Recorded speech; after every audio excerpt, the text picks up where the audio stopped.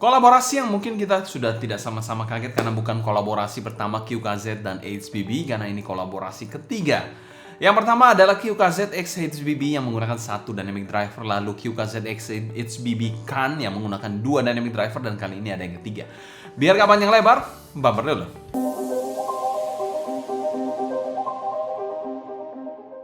Halo semua, selamat datang di channel Soundik bersama dengan saya Sebastian. Seperti biasa akan sharing info dan racun mengenai dunia personal audio, baik itu portable ataupun desktop audio. Berbicara soal QKZ, di otak saya sendiri QKZ itu berada di segmen yang agak low ya, low segment, ya mungkin mid low dikit juga bisa. Jadi memang agak kurang gimana-gimana gitu segmennya dari QKZ dan tidak terlalu menarik untuk saya pribadi. Tapi sejak kolaborasinya dengan HBB sebelum-sebelumnya, itu membuat perspektif saya berubah mengenai brand QKZ. Dan brand QKZ dan HBB sendiri berfokus memang in-ear monitornya pada bass. Jadi bagian bassnya itu biasanya yang spesial pakai telur. Baik itu di QKZ X HBB ataupun QKZ X HBB Kan. Jadi dua kolaborasinya semua yang mantep bagian bassnya. Tidak terlepas dari QKZ X HBB Hades, yang ketiga ini juga mengutamakan bassnya dari in-ear monitor ini, di mana dia dipersenjatai oleh dual dynamic driver 9 mm per side. Jadi total ada 4 dynamic driver untuk kedua piece in-ear monitornya. Selain itu dia juga dibekali dengan kabel yang dual pin 0,78 yang tentu saja sudah detachable di in-ear monitor satu ini. Dan kita mau thanks berat untuk Linsold sebagai sponsor video review kali ini. Link pembelian saya taruh kolom deskripsi di bawah, kalian bisa cek aja langsung, dan 100% review ini adalah opini pribadi saya. Selain kita bahas packaging dari in-ear monitor satu ini, untuk packagingnya dari in-ear monitor satu ini pernah kita bahas pada video terpisah, kalian bisa cek aja di link di atas. Kalau berbicara soal kelengkapan sendiri, ini mirip banget, Hades ini mirip banget dengan Kan ya. Dia diberikan air tips yang agak pelit, in-ear monitor kabel, dan juga case yang ya case curah begini ya, seperti in-ear monitor counter pinggir jalan gitu, case-nya kayak begini, mirip banget. Dan sebuah koin QKZ X HBB yang gimmicky, yang menurut saya nggak terlalu diperlukan sebenarnya. Harusnya bisa memberikan case yang lebih baik, mungkin itu kritik sih sebenarnya. Case yang lebih baik daripada koin-koin nggak penting itu. Itu di Kan pun saya kritik hal yang sama. Dan secara umum kami berikan skor B+ untuk packaging dari in-ear monitor satu ini. Memang secara kelengkapan mirip dengan Kan dan case-nya agak minus, tapi sensasi unboxing-nya lebih baik jika dibandingkan dengan Kan. Dimana lebih mantep aja packagingnya, sensasional, unboxingnya itu lebih berasa jika dibandingkan dengan QKZ X HBB Kan di Hades ini. Selain kita bahas build quality dari in-ear monitor satu ini. Oke, untuk build quality dari in-ear monitor satu ini kelihatannya bahannya resin dengan housing yang berwarna hitam translucent, dan terdapat satu fan hole di bagian sini. Kalian bisa lihat, yes, di sini ada satu fan hole yang cukup besar. Di bawahnya ini langsung dynamic drivernya. Untuk nozzle-nya sendiri berbahan sama, yaitu bahannya resin juga dengan nozzle yang sedikit miring kalau dilihat ya, dengan diameter yang akan kita ukur sama-sama. Diameternya di sini untuk outernya sekitar 5,6-5,7 lah milimeter untuk diameter dari nozzle-nya ini. Nozzle-nya ini kalau dari panjangnya sih bisa dikategorikan sedang aja dan sudah ada lipsnya. Kalau kita lihat ke bagian faceplate-nya ini bahannya resin juga ya, dengan desain base ungu dan terdapat 9 bolongan transparan seperti ini. Keren banget sih. Cukup unik sih kalau kita lihat lebih dekat seperti ini. Jadi memang agak jarang desain in-ear monitor resin seperti ini untuk faceplate-nya. Untuk permainan tekstur di faceplate-nya sendiri nggak ada ya, ini cuma resin transparan yang landai-landai aja sih. Untuk kabelnya sendiri, kabel detachable dual pin yang universal dengan air hook yang preform transparan seperti ini. Dan kabelnya sendiri nggak dikasih tahu, tapi feeling saya ini CSPC yang regular, yang basic, yang generic ya, dengan warna hitam yang dapat kita temui pada in-ear monitor budget. Di sini juga ada mix satu tombol di bagian kanan dan tidak ada chin slider, hanya ada splitter berbahan metal seperti ini. Dan bagian bawahnya ini adalah twisted 4 wire seperti ini. Ya, untuk kabelnya sendiri bisa dikategorikan cukup lentur, tapi nggak terlalu tebal-tebal banget sih kabelnya. Jacknya sendiri adalah jack 3,5 mm street plug gold plated seperti ini, 4 pole ya, karena ada mic-nya. Untuk build quality-nya kami berikan skor B-. Housing-nya ini menurut saya ya gitu-gitulah, agak-agak kurang-kurang dikit. Dengan desain yang menurut saya cukup oke di in-ear monitor satu ini, menyajikan desain yang agak berbeda dari in-ear monitor resin lainnya. Selain itu juga untuk kabelnya menurut saya agak terlalu generik aja untuk in-ear monitor ya 500 ribuan ke atas. Setelah kita bahas fitting dari in-ear monitor satu ini. Untuk fitting dari in-ear monitor satu ini bisa dikategorikan sedang agak besar ya.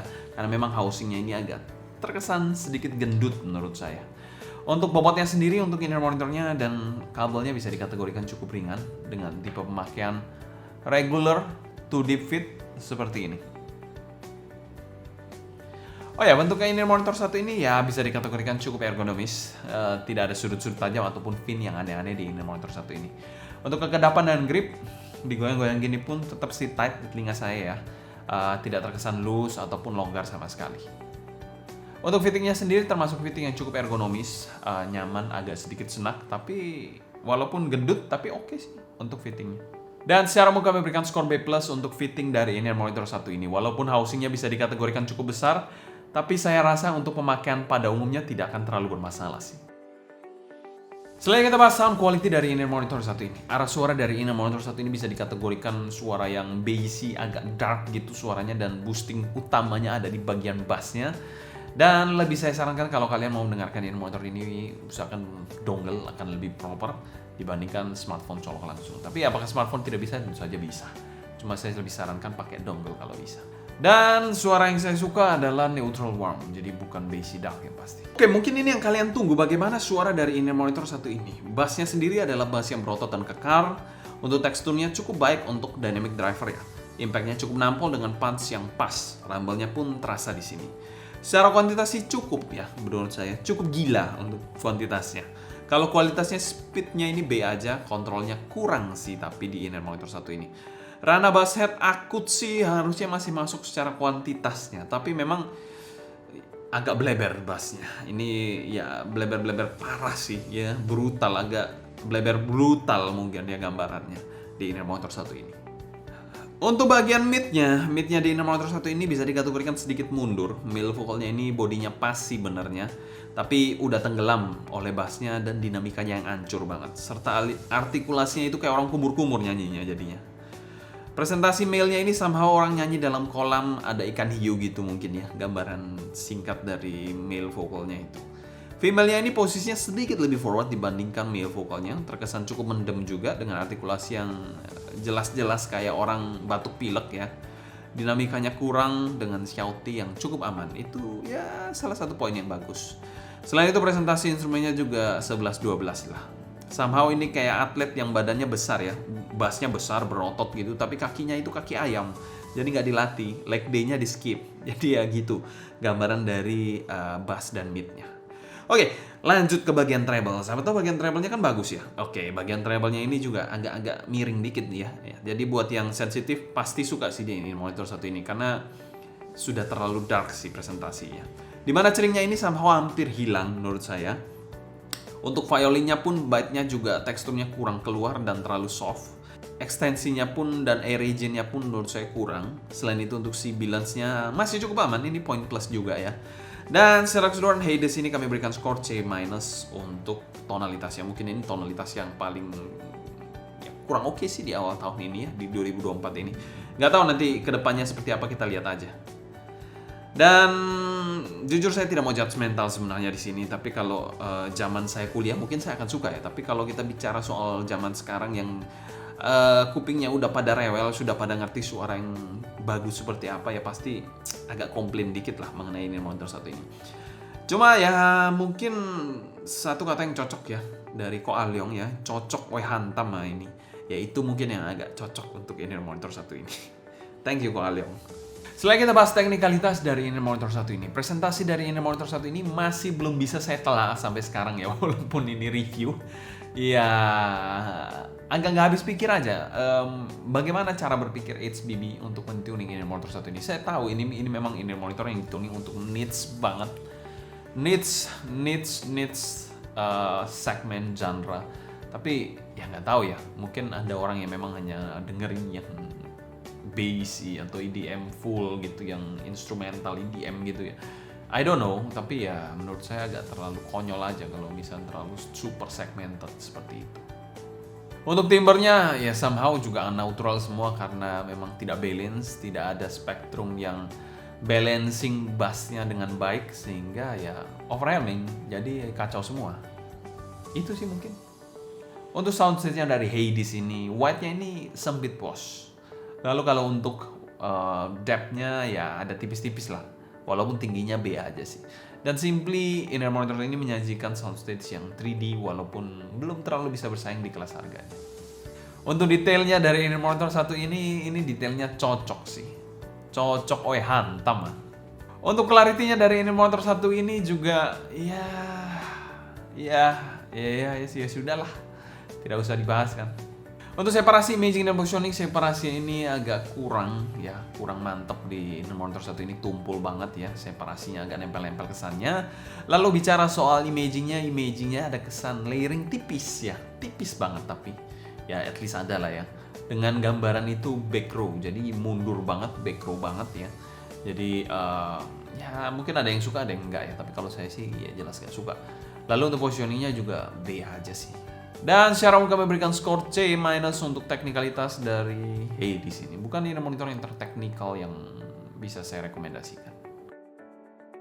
Selanjutnya kita bahas pro dan cons dari inner monitor satu ini. Cons dari inner monitor satu ini menurut saya bassnya kurang besar. Besarin lagi bos, biar yang dengerin tambah puyeng tuh. Untuk pro-nya dari inner monitor satu ini adalah collab terbaik yang cocok. Kata Ko Alyong itu cocok, hantam ah. Untuk value for money dari inner monitor satu ini di angka 700 ribuan kami masukkan pada kategori overvalue dan kami berikan skor C untuk Hades ini. Oke, selanjutnya kita bahas Hades ini ya.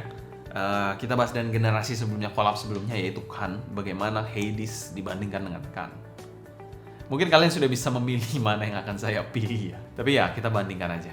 Oke, di sini sudah ada cue cassette Hades ya di sebelah kiri dan Kan ya. Kan di sini. Kan di kanan, Hades di kiri. Yes, clear kan untuk kalian. Oke, keduanya ini sama-sama collab ya dengan HBB dan juga cue cassette. Pendekatannya kedua juga dari bassnya ya. Bassnya di sini kita bahas dulu. Bass dari Hades ini bisa dikategorikan lebih berotot jauh ya dibandingkan Kan. Kan ini bassnya lumayan. Jadi terasa netral kalau dibandingkan dengan Hades. Mid-nya Hades jelas lah mendem-mendem klub. Sedangkan di Kan ini mid-nya lebih clear dan juga dinamis. Kalau treble-nya juga menurut saya win di Kan ini dengan balancing yang jauh lebih manusiawi jika dibandingkan dengan Hades ini. Serasa kalian diajak Hades itu ditarik ke Tartarus ya atau Underworld-nya ya. Dunia mitologinya itu ya agak konyol aja sih. Jadi Hades ini mendem parah sih menurut saya. Untuk teknikalitasnya sudah nggak usah ditanya, Kan is win in every aspect. In every aspect dibandingkan dengan Hades. Bagaimana menurut kalian? Apakah ini sebuah blunder? Apakah memang saya yang terlalu rewel? Ataukah memang ya lu yang salah dengerin genre-nya bro? Harusnya itu kan memang dengerin full bass aja ya. Gimana menurut kalian? Ya saya kasih pendapat ya kebebasan kepada kalian untuk berpendapat di kolom komentar di bawah ya. Kesimpulan, Hades ini mungkin salah satu inner monitor kolaborasi terburuk yang pernah saya coba, dan inner monitor di tahun 2024 mungkin yang akan terburuk sampai di akhir tahun yang pernah saya coba. Saya nggak tahu, tapi nanti kita coba banyak inner monitor lain. Why not? Tapi ini adalah salah satu inner monitor yang tidak terlalu saya rekomendasikan juga untuk kalian. Walaupun saya paham ini memang niche banget untuk genre-nya, tapi ya apa ya saya nggak tahu ya, mungkin ada orang yang full playlistnya itu hanya EDM full gitu ya, I don't know. Tapi kalau saya sih campur sari ya untuk playlistnya, jadi ya I don't know sih, mungkin kalian yang bisa menilai sendiri, mungkin kalian lebih paham nanti. Silakan sharing perspektif kalian di kolom komentar di bawah aja sih, kita sharing aja. Sekian dulu cerita saya mengenai Hades ini. Karena saya sudah menyelamatkan kalian, jangan lupa subscribe, klik tombol like, follow Instagram, TikTok, dan Discord kita @sounddignity agar kalian tidak ketinggalan update terbaru mengenai dunia portable dan desktop audio. Ya hitung-hitung balas budi lah saya. Mungkin sekian dulu untuk video kali ini. Saya Sebastian dari Sound Dignity pamit undur diri. Sampai jumpa di video berikutnya. Happy listening, stay healthy, and ciao.